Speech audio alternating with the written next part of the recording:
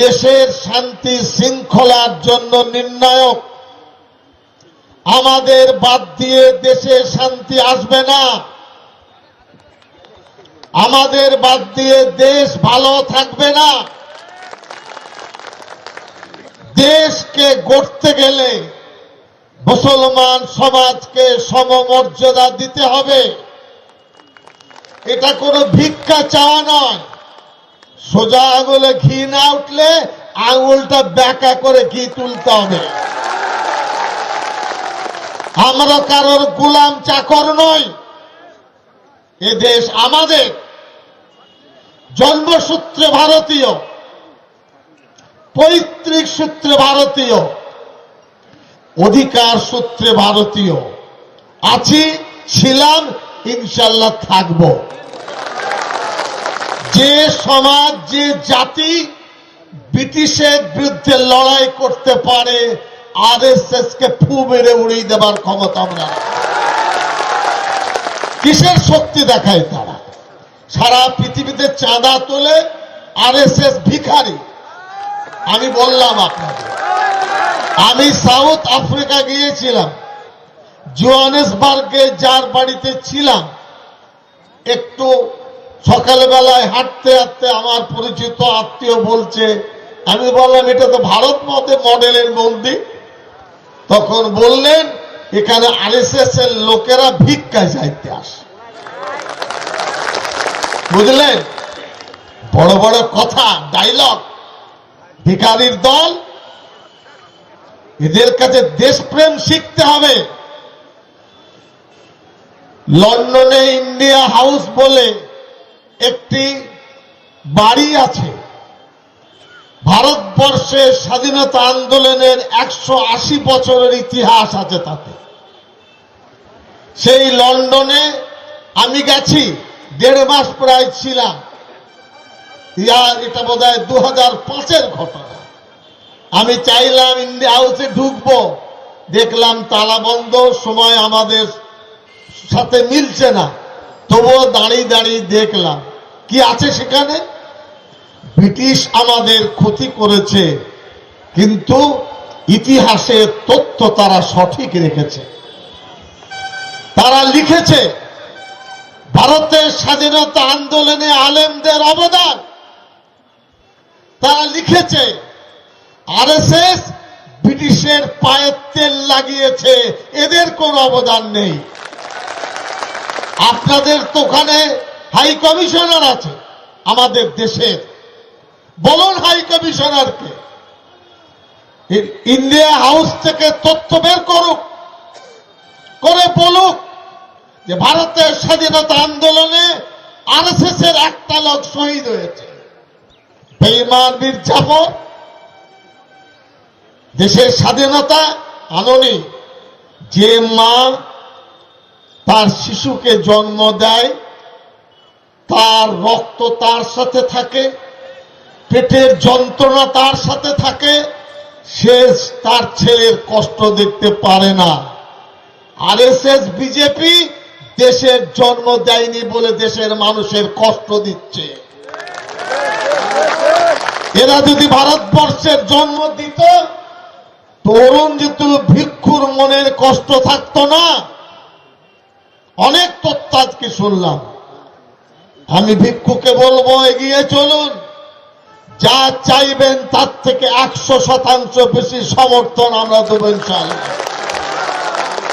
আমাদের প্রতীক মজুমদার হিন্দু, এরা হলেন আসল সনাতন ধর্ম, আর ওরা হল নকল হিন্দু।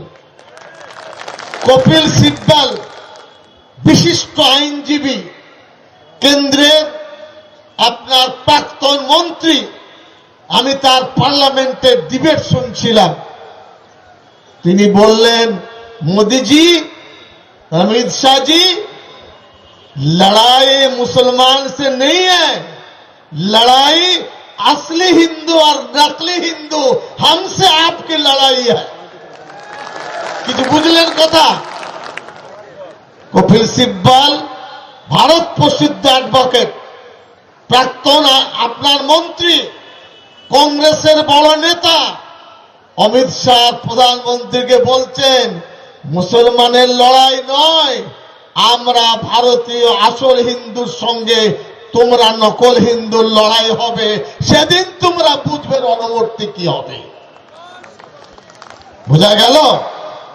ওই কারণে ঘুমন্ত বাঘকে বিজেপি আরএসএস জাগিয়ে কিছু লাভ হবে না, থাবা মারলে ছিন্ন বিচ্ছিন্ন হয়ে যাবে। মুসলমান কুরবানির জন্য আমরা আছি, দেশটা আমাদের, জন্ম থেকে কবর। বাবা আদম এখানে এসেছেন এই ভারতে, এই ভারতের বুজুর্গ খাজা আজমেরি মঈনুদ্দিন চিশতি রহমতুল্লাহ আলাই, তিনি সাম্প্রদায়িক। লজ্জা হয় না তার কবরে চাদর পাঠাতে? প্রধানমন্ত্রী পাঠান, অমিত শাহ পাঠান, বিজেপি নেতারা পাঠায়, আর হাত নম নম করে বাবা আজমেরি বাঁচাও বাঁচাও। খাজা মঈনুদ্দিন, খাজা হযরত খাজা নিজামুদ্দিন আউলিয়া ফুল পাঠায় কারা? ওই আরএসএস এর মেকি হিন্দুরা। হ্যাঁ, এই পরিস্থিতিতে তারা দাঁড়িয়ে আছে। এই ভয়ের কোনো কারণ নেই। আজকের দিন অত্যন্ত দুঃখের দিন। আমি অনুরোধ করব সবাইকে, আমাদের পরম শ্রদ্ধেয় মহাত্মা গান্ধীর জন্য উঠে দাঁড়িয়ে 8 মিনিট নীরবতা পালন করুন। উঠুন, সবাই উঠুন, সকলে উঠুন। ইতিহাস থাকবে যে আমরা গান্ধীজিকে কত শ্রদ্ধা করি। এত বড় সমাবেশ কোন দল করে শ্রদ্ধা করেনি, আমরা করছি। 8 মিনিট, হ্যাঁ ঠিক আছে।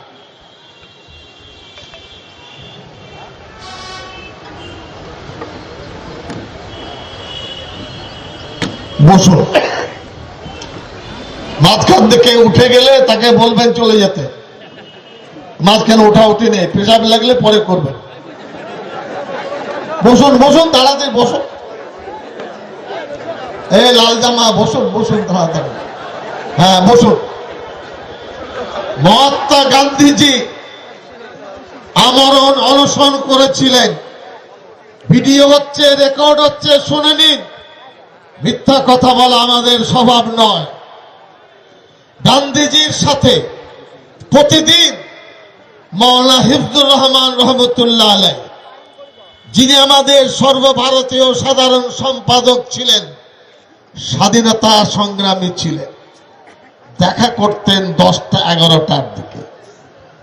গান্ধীজি কেন এত আমরণ অনশন করছেন? কেন করেছিলেন? যে ভারতবর্ষে হিন্দু বন্ধন, যেদিন তিনি খুন হবেন সেই দিন 10টার দিকে মাওলানা হিফজুর রহমান সাহেব রহমতুল্লাহ আলাইহি দেখা করতে গেছেন। ইতিহাসে আছে, আপনারা ভুলে গেছেন। আমাদের পড়াশোনা করতে হয়।